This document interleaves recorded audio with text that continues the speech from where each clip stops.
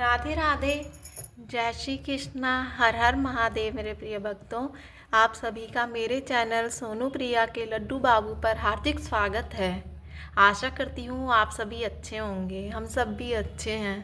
तो चलिए मैं आपको अपने लड्डू बाबू के दर्शन करवा देती हूँ। ये लीजिए प्रिय भक्तों, हमारे लड्डू बाबू के दर्शन कर लीजिए।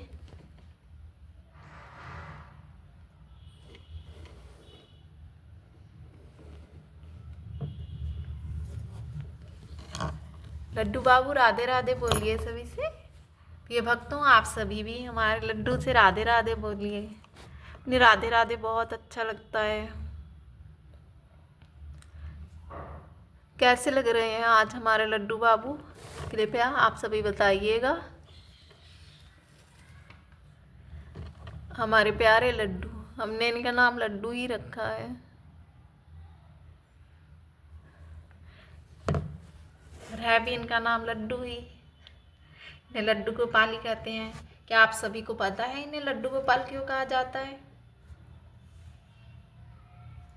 श्री कृष्ण का जो बाल स्वरूप है उसे लड्डू गोपाल कहा जाता है।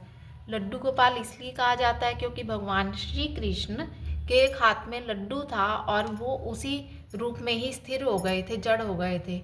तो इसीलिए उनके इसी स्वरूप को, इसी बाल स्वरूप को लड्डू गोपाल कहा जाता है। तो इसके पीछे भी एक कथा है।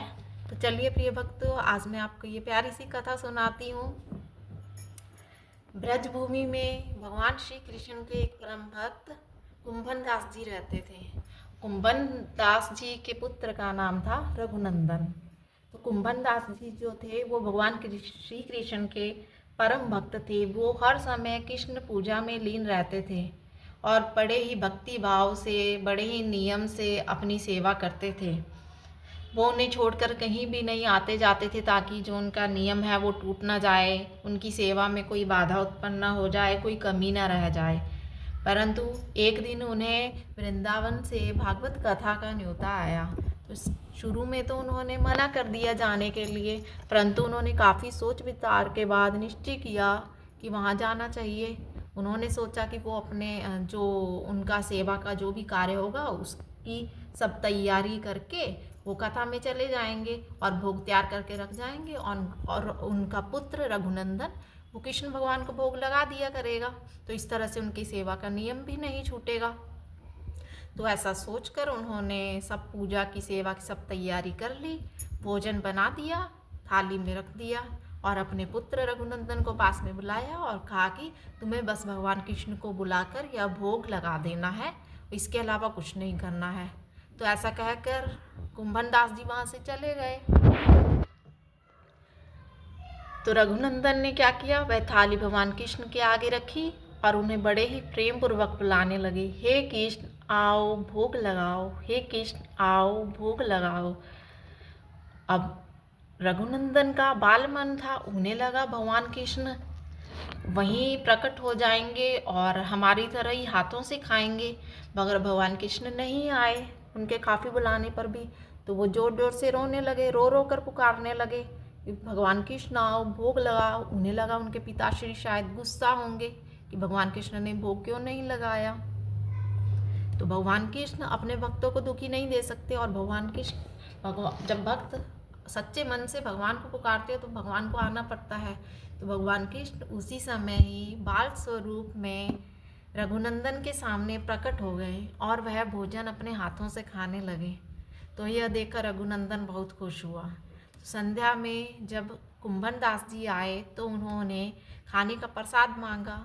तो रघुनंदन ने कहा कि खाना तो सब खा चुके हैं कृष्ण भगवान जी, कुछ भी नहीं बचा है। तो कुंभन दास जी को लगा शायद उनके बच्चे को भूख लग गई होगी, इसलिए उन्होंने खा लिया होगा, सब कुछ रखा नहीं। तो उन्होंने जाने दिया। परंतु ये एक बार की नहीं, रोज ही ऐसे होने लगा। तो कुंभन दास जी को अपने पुत्र रघुनंदन पर शक होने लगा।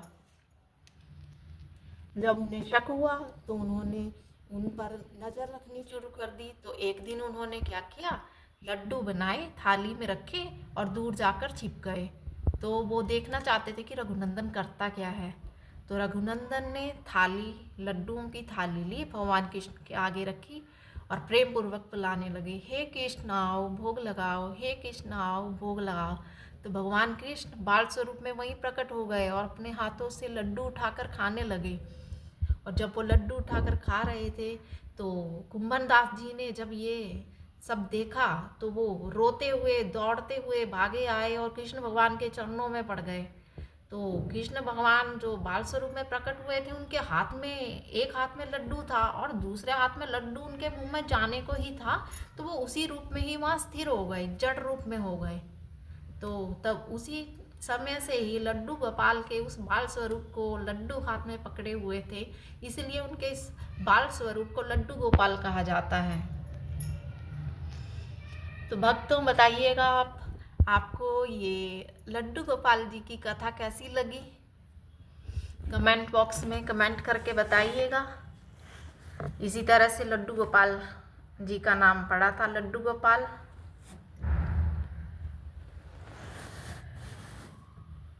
ये भक्तों कमेंट करके बताइएगा आज आपको हमारे लड्डू गोपाल कैसे लग रहे हैं।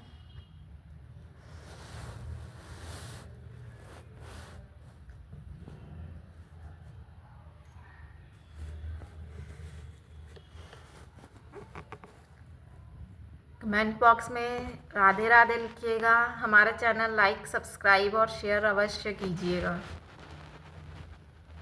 तो अब हम आपसे अगली वीडियो में मिलेंगे, तब तक के लिए राधे राधे, जय श्री कृष्णा, हर हर महादेव। आप सभी प्रसन्न रहे, अच्छे से रहें। राधे राधे लड्डू बाबू।